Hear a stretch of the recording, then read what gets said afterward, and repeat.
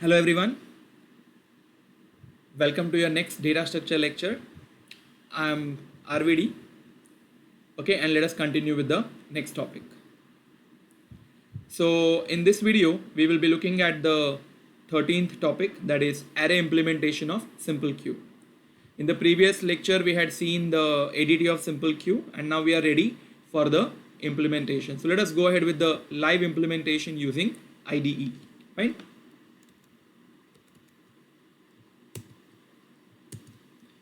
Okay, so we'll be starting the queue implementation from scratch, but then we will be having similar main. So I've kept the skeleton of the main ready for you. Okay, so first let us define the structure. So type def struct. I need to create one array. Let us call it as q, and we need two pointers, that is f and r. Okay, let the structure be called as q. So let us start with the first function, that is insert. Insert again will take first one as pointer to q. As we've already seen now multiple implementations, you people are aware, q star t will be a pointer to q variable, and that q variable will be created in main, and while calling the function we'll be passing the address. Okay, now because here we are into the program, we'll have our array starting from 0 and going up to max minus 1. And that's the reason the condition for overflow will be my r at max minus 1, which in ADT it was r equal to max. Okay, so the transition will always be there. So if, how do we refer r?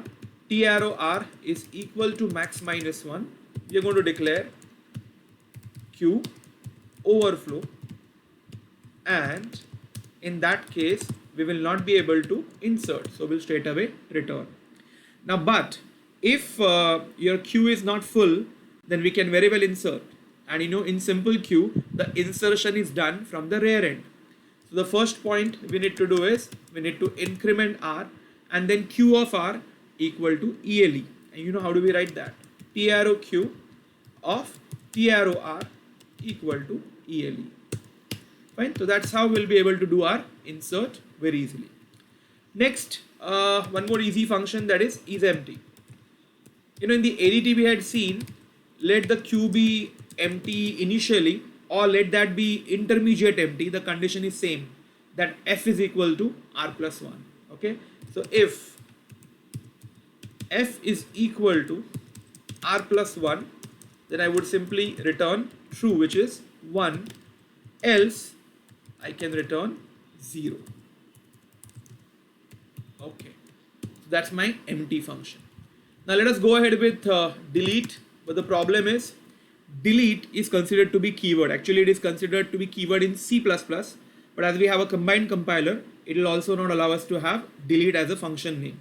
So simply we can make it as delete 1. Okay, now it requires q star t, okay, and it will require one temporary variable, just generally we take it as z. The prerequisite, or the precondition rather, for your delete is to check empty.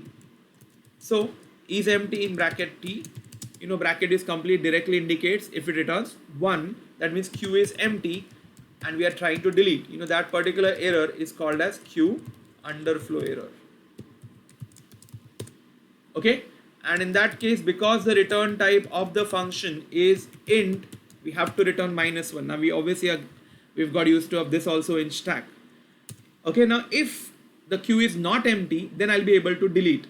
Now deletion is done from front end, so I'll need a temporary variable to pick up the element at front. Now that's the element which will be deleted, but as per the rule, when the element at front will be deleted, then the front will be incremented to the next slot. Later on we'll see that actually this creates a problem in simple queue, but as per the logic, that's what we need to do. So T arrow f is incremented, and then maybe I'll be able to return z, which is the deleted element. We also have discussed about queue front, like we had stack top in stack, we also can have queue front.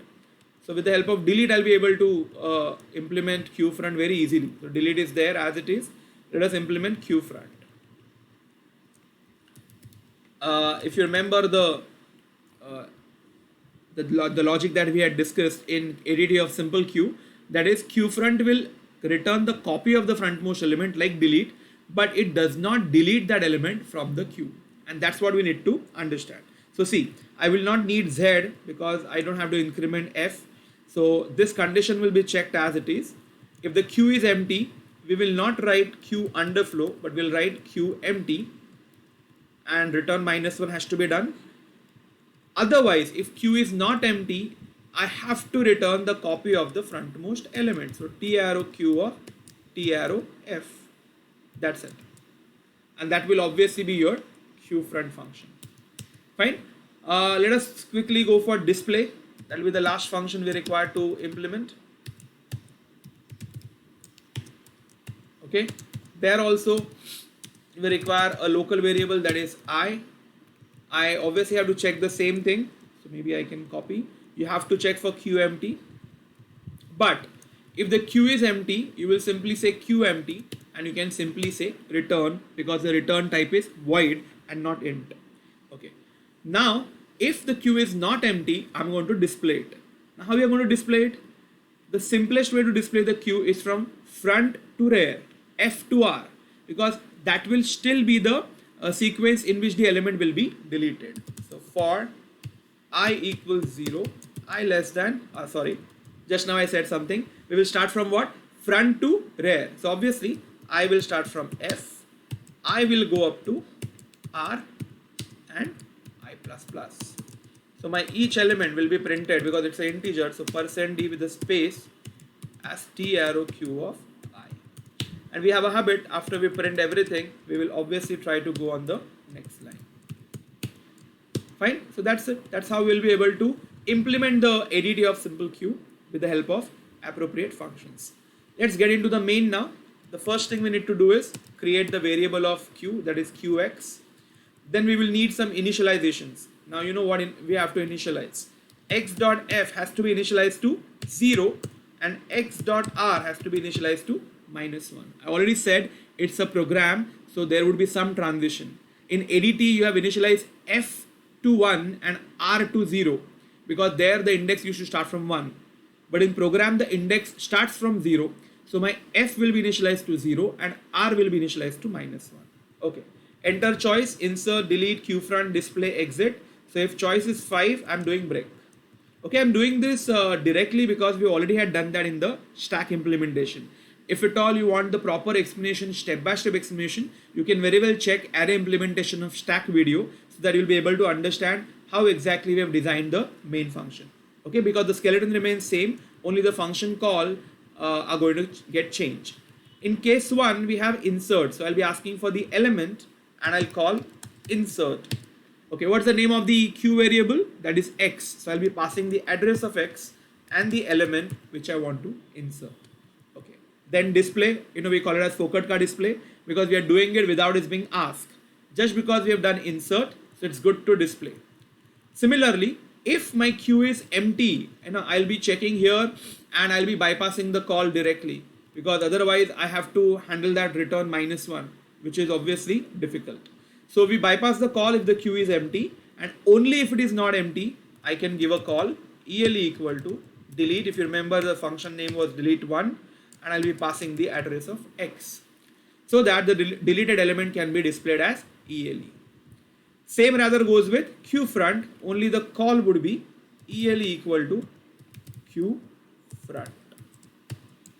Okay, fine. And similarly queue front would be displayed. Case 4 is simply to display, and then as usual default will say invalid choice.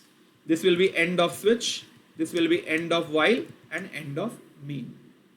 Fine. So quite similar structure we had used, quite similar skeleton we had used for main function, for queue also, as we have done it for stack. So let me quickly show you how it works and we can do the testing. So let us start with delete. It should say queue underflow because the queue was empty. Okay, let us insert 10, insert 20, okay, insert 30, insert 30. Can you see 10, 20, 30 are getting placed one after the other? Okay, so if I ask for a queue front now, it will be 10 because that's the element which is at front. And number of times you ask queue front, it's always going to show you the same because it is not going to remove the element from the queue. Are you getting it? Now let us try checking the overflow conditions. So let me have one more insert, let's say 40, one more insert, 50. If you remember, 5 was the size. So now if I try to add more insert, it should give me overflow.